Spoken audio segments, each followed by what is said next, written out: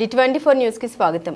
కాకినాడ జిల్లా పత్తిపాడు నియోజకవర్గం ఏలేశ్వరం మండలం మర్రివిడికి చెందిన గంగపుత్రులు మత్స్యకార సంఘం సభ్యులు ఏలేశ్వరం మత్స్యశాఖ అధికారి రాజేంద్రపై అసహనం వ్యక్తం చేశారు. రాజేంద్ర తమపై వివక్ష చూపుతున్నారని ఆరోపించారు. రాజేంద్రపై చర్యలు తీసుకోవాలంటూ నినాదాలు చేశారు.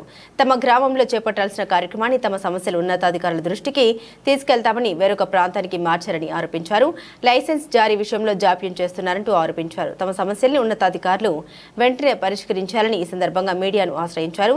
దీనిపై రాజేంద్రన్ వివరణ కోరగా మత్స్యశాఖ ఆదేశానుసారం ప్రతి అంశంలో నియమ నిబంధనకు అనుగుణంగా మేము పనిచేస్తున్నామని తెలిపారు. లైసెన్స్ విషయానికి వస్తే మత్స్యకారులు వేటలో ఉపయోగించే వల్ల పరిమాణాన్ని పలు అంశాల అనుగుణంగా లైసెన్స్ ఫీజు అనేది ఉంటుందని తెలిపారు. ఇప్పటి వరకు 18 లైసెన్స్ మాత్రమే జారీ చేశామని ఇంకా ఎవరికీ లైసెన్స్ జారీ చేయలేదని ఆయన మీడియాతో తెలిపారు. మత్స్యకారులపై చూపిస్తున్న వివక్షనే రాజేంద్ర గారి వెంటనే రాజేంద్ర మత్స్యకారులపై చేస్తున్న వివక్షనే మత్స్యకారులపై ఉపయోగిస్తున్న అధికారాన్ని మత్స్యకారులపై చూపిస్తున్న అవిక్షతను లైసెన్సుల్ని మనకి ఇప్పించాలి. తక్కువ ధరకే లైసెన్సుల్ని తక్కువ ధరనే లైసెన్సులకి రాజేందర్ ఈ లైసెన్సులు అయితే ఈ గోదావరిలో కూడా ఉందండి. లైసెన్స్ నర్సీపట్నంలో ఉంది. అన్ని విధాల అన్ని రకాలుగా మా మత్స్యకారులు లైసెన్సులు తీసుకుంటున్నారండి. కనీసం ఏటలకు వెళ్తున్నారండి.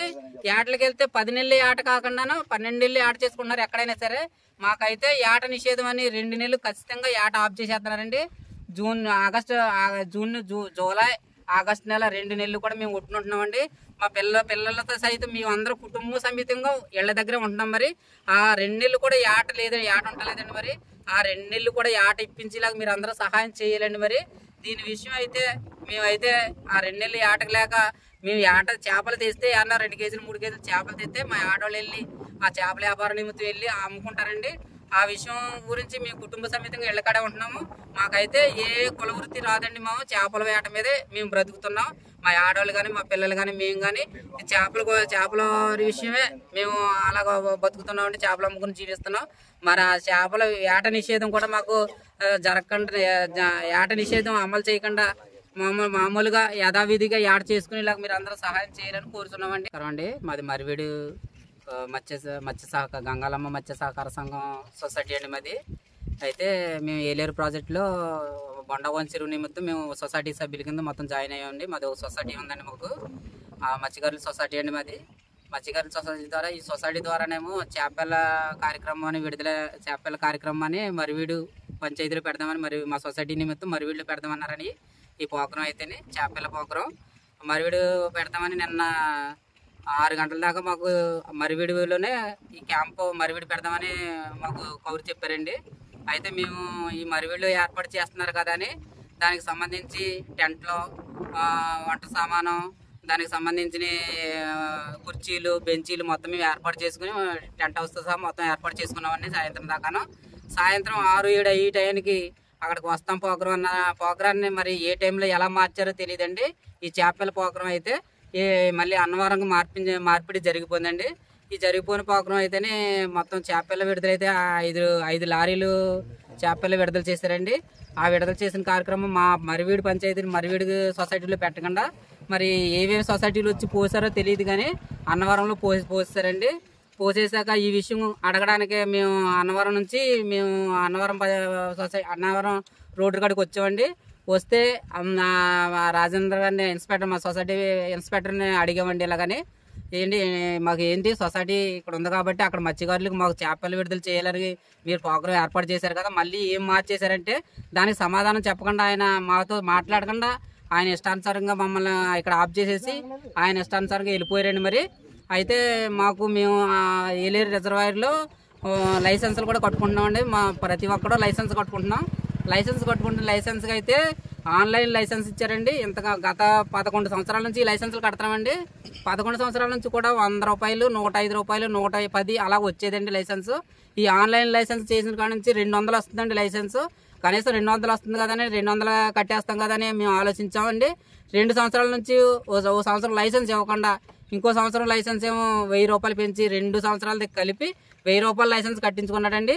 కట్టించాక మళ్ళీ ఈ సంవత్సరం కొత్త లైసెన్స్ అని మన ఈ వచ్చి జూలై ఈ 10 నెలలకి మే నెల లాస్ట్ వరకు లైసెన్స్ ఉంటుందండి. మళ్ళీ ఈ లైసెన్స్ అయితే ఆన్లైన్ చేశారు కానీ మళ్ళీ లైసెన్స్ ఇవ్వలేదండి. లైసెన్స్ ఇవ్వండి అని అడుగుతున్నామండి, లైసెన్స్ ఇవ్వట్లేదు.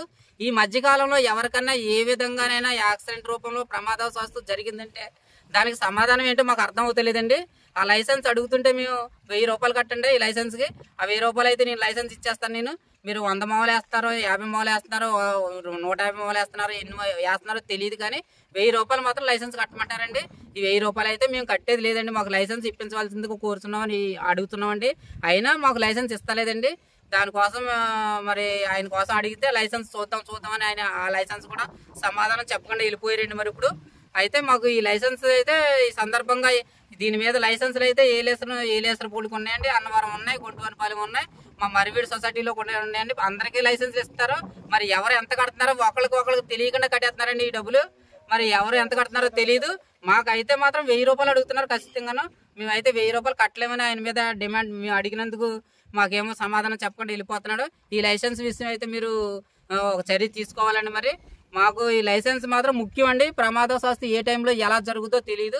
ఆ లైసెన్స్ ఆయన దగ్గర నుంచి మాకు ఇప్పించవలసిందో కోరుతున్నామండి. మరి ఏలేశ్వరం మండలం మర్రివీడు, కంబాలపాలెం మత్స్యకారులందరూ సమస్యలు కూడా రకరకాల వర్క్ ఇన్స్పెక్టర్ ఈ ప్రాజెక్టు మీద ఇన్స్పెక్టర్ రాజేంద్ర అనే వ్యక్తికి ఈ యొక్క జలాల యొక్క సమస్యలన్నీ కూడా రకరకాలుగా సమస్యలు ఇబ్బంది పెడుతున్నాడు. ఆయన అతను జీవం ఉన్నా లేకపోయినా రకరకాలు ఉన్నాయంటూ 100 రూపాయలు కట్టించవలసింది 1000 రూపాయలు కట్టిస్తూ రకరకాల ఇబ్బందులు జలాలందరినీ ఇబ్బంది పెడుతున్నాడు.